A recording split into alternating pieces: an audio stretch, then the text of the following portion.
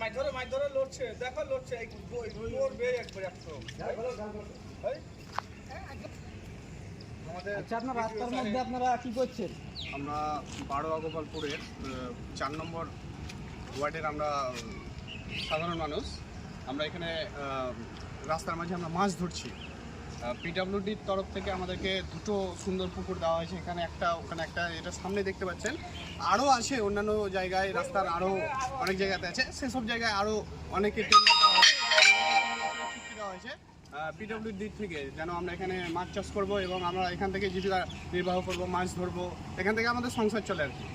তো আমরা খুব খুশি পিডব্লিউডির মানে এত সুন্দর প্রকল্পে, যে আমরা দুয়ারে মাছ প্রকল্প পেয়ে গেছি পিডব্লিউডির তরফ থেকে।